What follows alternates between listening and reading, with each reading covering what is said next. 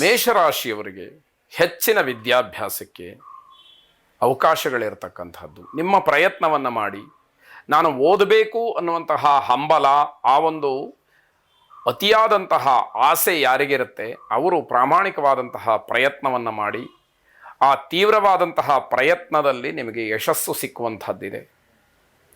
ನನಗೆಲ್ಲಾಗತ್ತೆ, ನಮ್ಮ ಜೀವನವೇ ಕಷ್ಟ, ನಾನು ಫೀಸ್ ಕಟ್ಟಕ್ಕೆ ನನ್ನ ಹತ್ರ ಹಣ ಇರುತ್ತಾ, ಇವೆಲ್ಲ ಪ್ರಶ್ನೆಗಳನ್ನು ಮಾಡಿಕೊಂಡಾಗ ವಿದ್ಯಾಭ್ಯಾಸ ನಿಮಗೆ ಕೈಗೆ ಬಂದರೂ ಕೂಡ ಅದು ಹತ್ತದೇ ಇರತಕ್ಕಂತಹ ಸಾಧ್ಯತೆಗಳಿರುತ್ತೆ. ಆ ರೀತಿಗೆ ಅವಕಾಶ ಮಾಡಿಕೊಡಬೇಡಿ. ನಿಮ್ಮ ಪ್ರಯತ್ನವನ್ನು ಪ್ರಾಮಾಣಿಕವಾಗಿ ಮಾಡಿ. ನಿಮ್ಮ ಅದೃಷ್ಟ ಗ್ರಹಗತಿ ಚೆನ್ನಾಗಿದ್ದಾಗ ಯಾವುದೋ ಒಂದು ರೀತಿಯಲ್ಲಿ ಸಹಾಯವೋ ಬೆಂಬಲವೋ ಅನುಕೂಲವೋ ಆಗಿ ನಿಮ್ಮ ವಿದ್ಯಾಭ್ಯಾಸ ಮುಂದುವರಿತಕ್ಕಂತಹ ಒಂದು ಯೋಗ ಇರುವಂಥದ್ದಾಗುತ್ತೆ. ಯಾವುದೇ ರೀತಿಯ ನಕಾರಾತ್ಮಕವಾದಂತಹ ಚಿಂತನೆಗಳು ಬೇಡ. ಇದರ ಅರ್ಥ ಏನು ಅಂತಂದರೆ, ನನ್ನಿಂದ ಆ ಕೆಲಸ ಆಗತ್ತಾ ಅಂತ ಹೇಳಿ ನೀವೇ ಪ್ರಶ್ನೆ ಮಾಡ್ಕೊಳ್ಳೋದು. ಪ್ರಯತ್ನ ಯಾವಾಗ ಮಾಡಿದ್ದೀರಿ? ಪ್ರಯತ್ನ ಮಾಡಬೇಕಲ್ಲ. ಪ್ರಯತ್ನವನ್ನು ನಡೆಸಿ ಅದು ನಿಮಗೆ ಅನುಕೂಲವನ್ನು ಮಾಡಿಕೊಡುತ್ತೆ ಅನ್ನುವಂಥದ್ದು. ಭೂ ಸಂಬಂಧವಾದಂತಹ ವ್ಯವಹಾರಕ್ಕೆ ಮನಸ್ಸು ಬರುವಂಥದ್ದಿದೆ. ಸಾರ್ವಜನಿಕವಾದಂತಹ ಮನ್ನಣೆ ಸಿಕ್ಕತ್ತೆ. ಸಮಾಜಮುಖಿಯಾದಂತಹ ಕೆಲಸ, ಸಾರ್ವಜನಿಕ ಕ್ಷೇತ್ರದಲ್ಲಿ ಮಾಡ್ತಕ್ಕಂತಹ ಕೆಲಸ, ಇವೆಲ್ಲ ಗೌರವವನ್ನು ತಂದುಕೊಡ್ತಕ್ಕಂಥದ್ದು.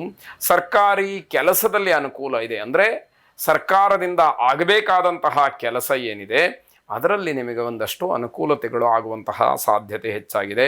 ಬಂಧುಗಳಿಂದ ಕೆಲವು ಸಮಸ್ಯೆಗಳಾಗತ್ತೆ.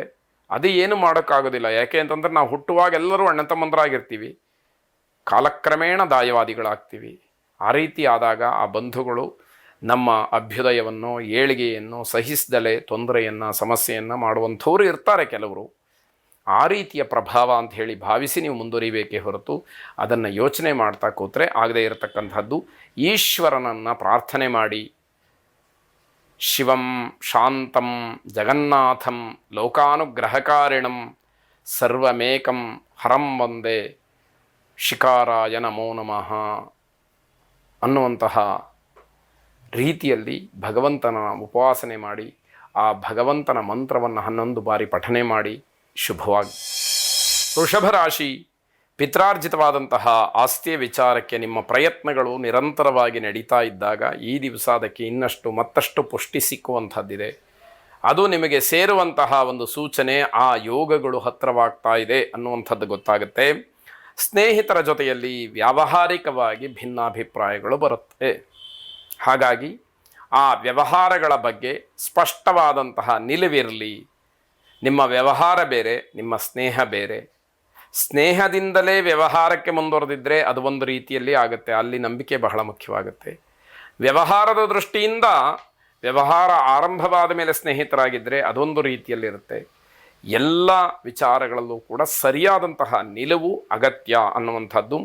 ಬುದ್ಧಿವಂತಿಕೆಯನ್ನು ಪ್ರದರ್ಶನ ಮಾಡೋದಕ್ಕೆ ಮುಂದಾಗ್ತೀರಿ. ನನಗೆ ಒಂದಷ್ಟು ವಿಚಾರಗಳು ಗೊತ್ತು ಅಂತ ಹೇಳಿ ಮಾತಿನಲ್ಲೋ ಕೃತಿಯಲ್ಲೋ ಮುಂದಾದಾಗ ಅದು ನಿಮಗೆ ಸರಿಯಾದಂತಹ ಸೂಕ್ತವಾದಂತಹ ವೇದಿಕೆ ಆಗಿರೋದಿಲ್ಲ.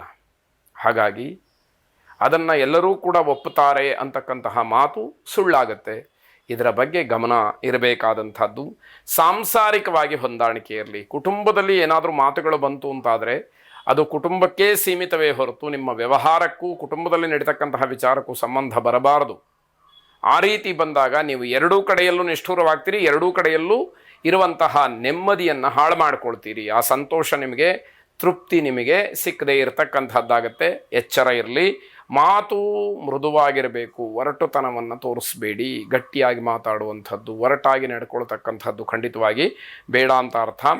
ಆಗ ಮಾತ್ರ ವ್ಯವಹಾರದಲ್ಲಿ ಮುನ್ನಡೆಯನ್ನು ಸಾಧಿಸೋದಕ್ಕೆ ಅವಕಾಶಗಳಾಗತ್ತೆ. ಹಾಗಂತ ನಾಟಕೀಯವಾದಂತಹ ಮಾತುಗಳು ಪ್ರಯೋಜನಕ್ಕೆ ಬರುತ್ತೆ ಅಂತ ತಿಳ್ಕೊಂಡ್ರೆ ಅದು ದೊಡ್ಡ ತಪ್ಪಾಗತ್ತೆ.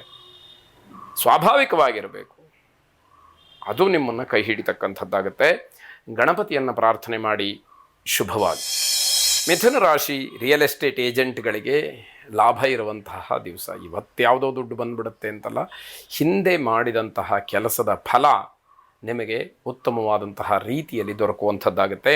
ಮಕ್ಕಳಿಂದ ಉತ್ತಮವಾದಂತಹ ಮಾತನ್ನು ಕೇಳ್ತೀರಿ. ಯಾವುದೋ ಒಂದು ಸಾಧನೆ ಅಥವಾ ವಿದ್ಯಾಭ್ಯಾಸದ ಅವಸ್ಥೆಯಲ್ಲಿದ್ದಂತಹ ಮಕ್ಕಳು ಉತ್ತಮವಾದಂತಹ ಫಲಿತಾಂಶವನ್ನು ತೆಗೆದುಕೊಳ್ತಕ್ಕಂತಹದ್ದು, ಉತ್ತಮವಾದಂತಹ ಕೆಲಸವನ್ನು ಗಿಟ್ಟಿಸ್ಕೊಳ್ಳುವಂಥದ್ದು, ಜೀವನದಲ್ಲಿ ಏನೋ ಒಂದು ರೀತಿಯ ನೆಮ್ಮದಿಯ ನಿಲುವನ್ನು ಹೊಂದುವಂಥದ್ದು ಇವೆಲ್ಲವೂ ಕೂಡ ನಿಮಗೆ ಸಮಾಧಾನವನ್ನು ಕೊಡುವಂಥದ್ದಾಗತ್ತೆ.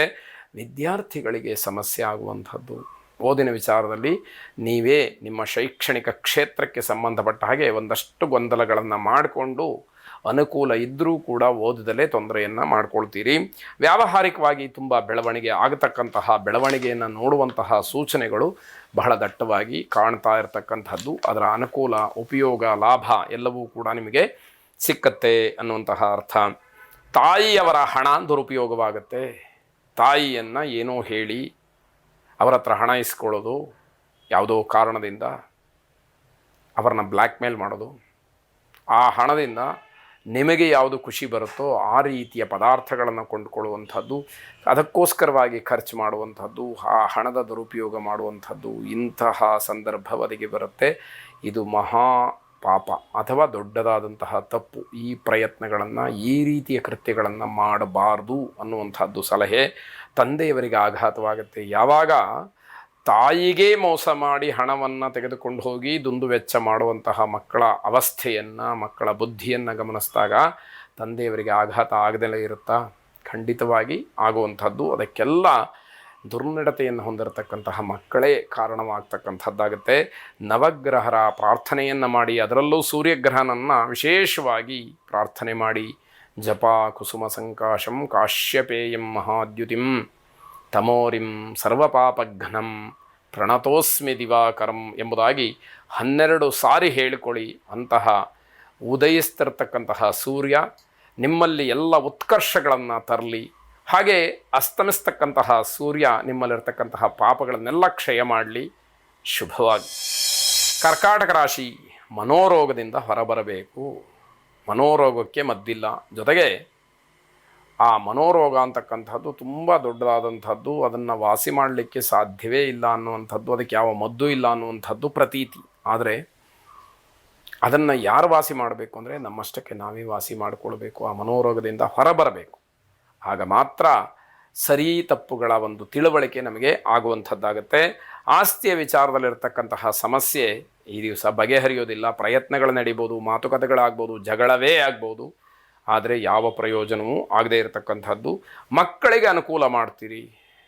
ಯಾಕೆ ಅಂತಂದರೆ ನಿಮ್ಮನ್ನು ಮಕ್ಕಳು ನಂಬಿರ್ತಾರೆ. ಮಕ್ಕಳ ಬಗ್ಗೆ ನಿಮಗೆ ಅತಿಯಾದಂತಹ ಪ್ರೀತಿ, ವಿಶ್ವಾಸ ಅನ್ನುವಂಥದ್ದು ಇರುತ್ತೆ. ಆ ಒಂದು ಮೋಹಕ್ಕೆ, ಪಾಶಕ್ಕೆ ಒಳಗಾಗಿ ನೀವು ಅನುಕೂಲವನ್ನು ಮಾಡ್ತೀರಿ. ಸಹೋದರರಿಂದ ಶುಭವಾರ್ತೆಯನ್ನು ಕೇಳ್ತೀರಿ. ಹಿರಿಯರ ಆರೋಗ್ಯದಲ್ಲಿ ವ್ಯತ್ಯಾಸಗಳು ಆಗಬಹುದು, ಅದರ ಬಗ್ಗೆ ಹೆಚ್ಚಿನ ಗಮನ ಇರಲಿ.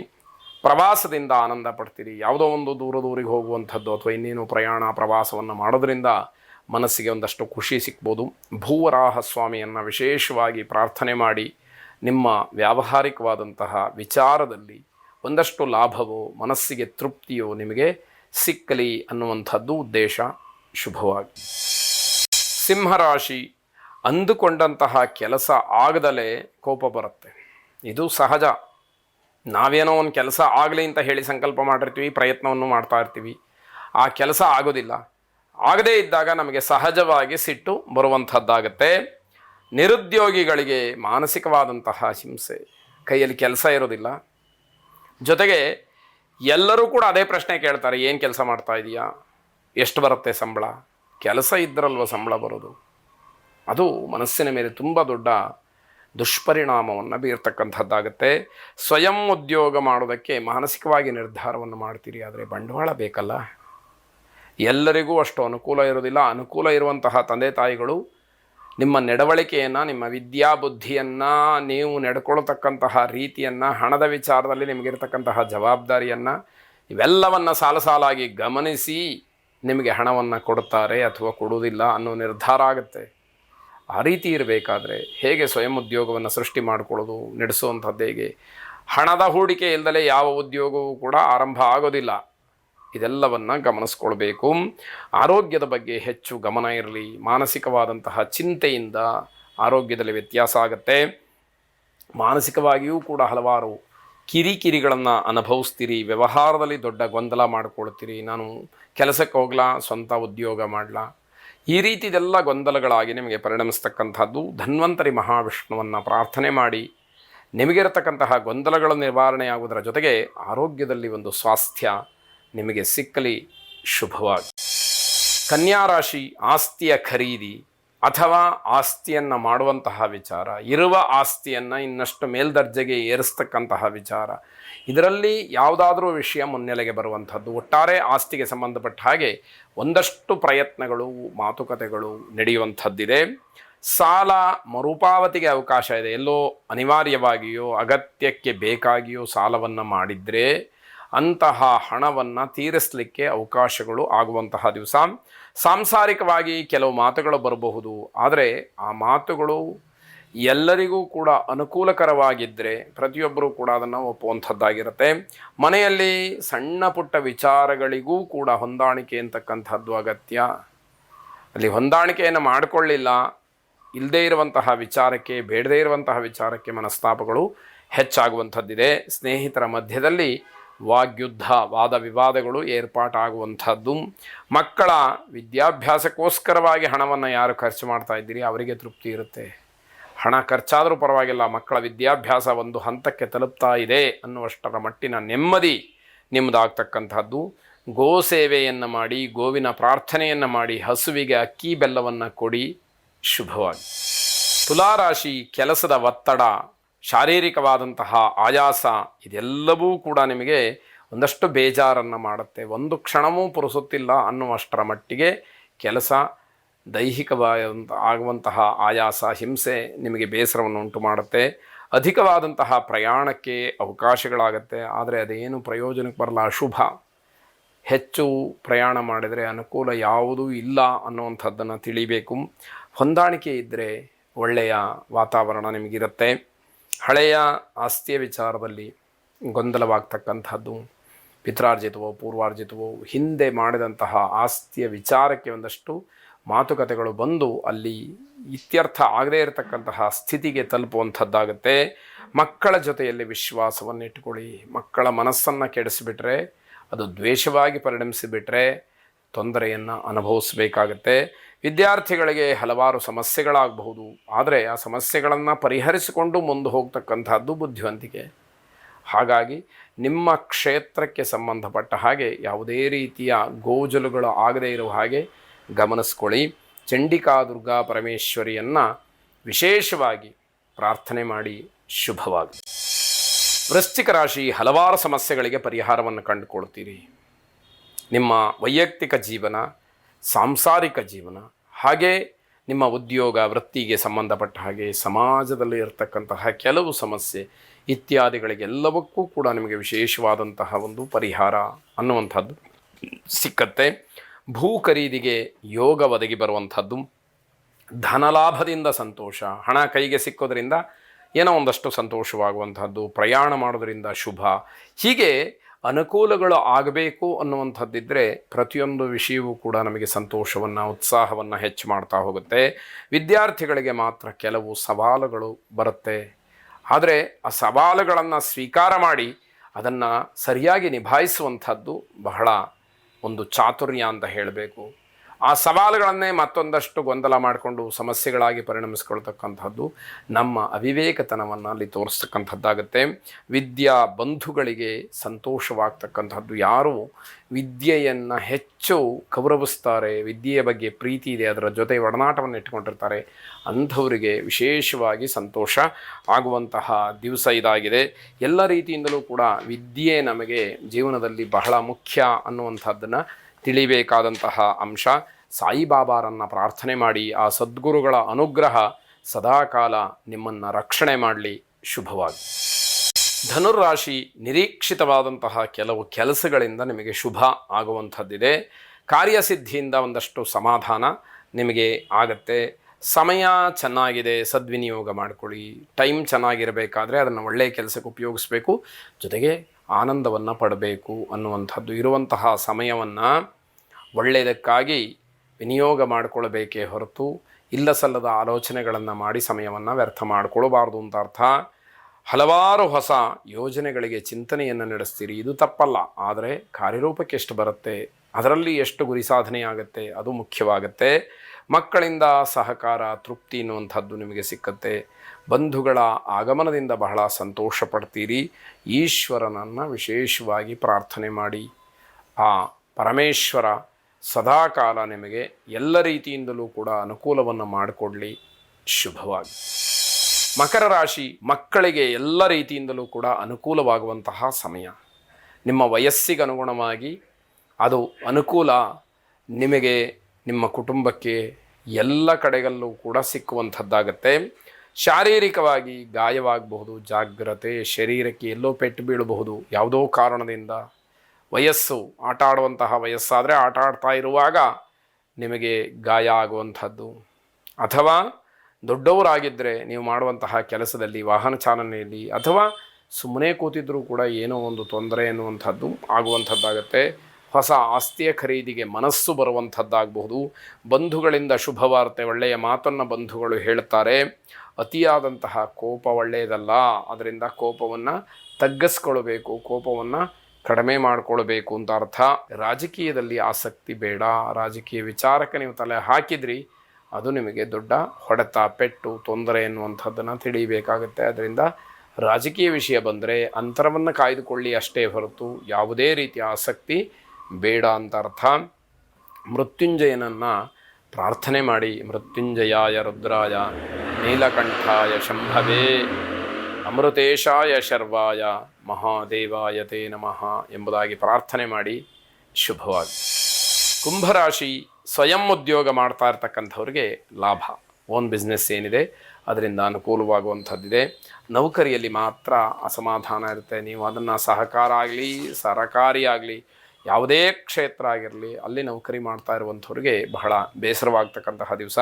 ನಿಮ್ಮ ಯೋಗ್ಯತೆಗೆ, ನಿಮ್ಮ ಪರಿಶ್ರಮಕ್ಕೆ ತಕ್ಕ ಪ್ರತಿಫಲ ಸಿಕ್ಕಿದರೆ ಸಮಾಧಾನ, ಸಿಕ್ಕದೇ ಇದ್ದಾಗ ಸ್ವಾಭಾವಿಕವಾಗಿ ಅಸಮಾಧಾನ ಆಗುವಂಥದ್ದು, ಕೆಟ್ಟ ಕೆಟ್ಟ ನಿರ್ಧಾರಗಳನ್ನು ಮಾಡುವಂಥದ್ದು, ಮನಸ್ಸನ್ನು ಕೆಡಿಸ್ಕೊಳ್ಳುವಂಥದ್ದು, ಬೇಸರ ಮಾಡಿಕೊಳ್ಳುವಂಥದ್ದು, ಇದು ಸ್ವಾಭಾವಿಕವಾಗಿ ನಡೆಯುವಂಥದ್ದಾಗತ್ತೆ. ಹಿರಿಯರ ಸಾತ್ವಿಕ ಕೋಪಕ್ಕೆ ಗುರಿಯಾಗ್ತೀರಿ. ದೊಡ್ಡವರಿಗೆ ಸಿಟ್ಟು ಬರುತ್ತೆ, ಆದರೆ ನಿಮ್ಮ ಬಗ್ಗೆ ದ್ವೇಷ ಇರೋದಿಲ್ಲ. ಈ ಥರ ಮಾಡ್ತಾ ಇದ್ದಾನಲ್ಲ ಅನ್ನುವಂತಹ ಮರುಕ, ಯಾವುದೋ ಒಂದು ಅಭಿಮಾನ, ಪ್ರೀತಿ, ವಿಶ್ವಾಸ, ಇದನ್ನು ಸಾತ್ವಿಕ ಕೋಪ ಅಂತ ಹೇಳ್ತೀವಿ. ಆದರೆ ಅದನ್ನು ತಿದ್ದಬೇಕು ಅಂತಕ್ಕಂತಹ ಪ್ರಯತ್ನಗಳು ಏನು ನಡೀತಾ ಇರುತ್ತೆ ಅದು ಅತಿ ಮುಖ್ಯವಾಗಿರುತ್ತೆ. ದುಂದು ವೆಚ್ಚಕ್ಕೆ ಸ್ವಲ್ಪ ಕಡಿವಾಣವನ್ನು ಹಾಕಬೇಕು.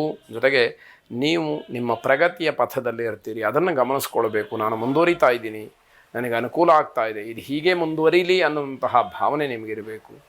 ಅದರ ಬಗ್ಗೆ ಗಮನವೇ ಇರೋದಿಲ್ಲ. ಆ ರೀತಿ ಆದಾಗ ಕಷ್ಟವಾದೀತು. ಕುಲದೇವತಾ ಪ್ರಾರ್ಥನೆಯನ್ನು ಮಾಡಿ. ವಿಶೇಷವಾಗಿ ಕುಲದೇವರು ನಿಮ್ಮ ಕೈಯನ್ನು ಹಿಡಿದು ಸದಾಕಾಲ ನಿಮಗೆ ಅನುಕೂಲವನ್ನು ಮಾಡಿಕೊಡಲಿ. ಶುಭವಾಗಿ. ಕೊನೆಯದಾಗಿ ಮೀನರಾಶಿ, ಯಶಸ್ಸಿನ ಹಾದಿ ನಿಮ್ಮದಾಗ್ತಕ್ಕಂಥದ್ದು. ನಿರಂತರವಾದಂತಹ ಪ್ರಯತ್ನದಿಂದ ನಿಮಗೆ ಒಳ್ಳೆಯದಾಗುತ್ತೆ. ಪ್ರಯತ್ನವನ್ನು ಮಾತ್ರ ಯಾವುದೇ ಕಾರಣಕ್ಕೂ ನಿಲ್ಲಿಸಬಾರ್ದು. ಮರಳಿ ಯತ್ನವ ಮಾಡು ಅನ್ನುವಂತಹ ಮಾತು ಸದಾ ನಿಮ್ಮಲ್ಲಿ ಜಾಗೃತವಾಗಿರಬೇಕಾಗತ್ತೆ. ಹಣಕಾಸಿನ ಸ್ಥಿತಿ ಚೆನ್ನಾಗಿರತಕ್ಕಂಥದ್ದು. ನಿರುದ್ಯೋಗಿಗಳಿಗೆ ಸಮಸ್ಯೆ ದೂರವಾಗ್ತಕ್ಕಂಥದ್ದು. ಹಾಗಾಗಿ ಉದ್ಯೋಗದ ಯಾವುದೋ ಒಂದು ಆಸೆ, ಆಕಾಂಕ್ಷೆ ನಿಮ್ಮಲ್ಲಿ ಗಟ್ಟಿತನವನ್ನು ತಂದುಕೊಡ್ತಕ್ಕಂಥದ್ದಾಗತ್ತೆ. ಪ್ರಯಾಣ ಮತ್ತು ಆರೋಗ್ಯ ಈ ಎರಡನ್ನು ಸರಿಯಾಗಿ ಗಮನಿಸ್ಕೊಳ್ಬೇಕು. ಪ್ರಯಾಣ ಮಾಡೋದ್ರಿಂದಲೂ ಆರೋಗ್ಯಕ್ಕೆ ಏನು ತೊಂದರೆ ಆಗಬಾರ್ದು, ಅಥವಾ ಆರೋಗ್ಯ ಸರಿ ಇಲ್ಲದೆ ಇದ್ದಾಗ ಪ್ರಯಾಣವನ್ನು ಮಾಡಿ ಮತ್ತಷ್ಟು ಆರೋಗ್ಯವನ್ನು ನಾವು ತೊಂದರೆಗೆ ತಂದುಕೊಳ್ಳಬಾರ್ದು ಅನ್ನುವಂಥದ್ದು. ಬೇಸರಕ್ಕೆ ಸ್ವಲ್ಪ ತಡೆಯನ್ನು ಹಾಕಿದರೆ ಒಂದಷ್ಟು ಆನಂದವನ್ನು ನೋಡಲಿಕ್ಕೆ ಅವಕಾಶ ಇದೆ. ಪ್ರತಿ ವಿಷಯವೂ ಕೂಡ ಮನಸ್ಸಿಗೆ ಬೇಸರ ಅಂತ ಆದರೆ ಯಾವ ವಿಷಯದಿಂದ ನಿಮಗೆ ಸಂತೋಷವಾದೀತು ಅನ್ನುವಂಥದ್ದು ಪ್ರಶ್ನೆಯಾಗುತ್ತೆ. ಮಹಾಲಕ್ಷ್ಮಿಯನ್ನು ಪ್ರಾರ್ಥನೆ ಮಾಡಿ. ನಮಸ್ತೇಸ್ತು ಮಹಾಮಾಯೆ ಶ್ರೀಪೀಠೆ ಸುರಪೂಜಿತೆ ಶಂಖಚಕ್ರ ಗದಾಹಸ್ತೆ ಮಹಾಲಕ್ಷ್ಮೀ ನಮೋಸ್ತುತೆ ಎಂಬುದಾಗಿ ನಿಮ್ಮ ಪ್ರಾರ್ಥನೆ ಇರಲಿ. ಶುಭವಾಗಿ.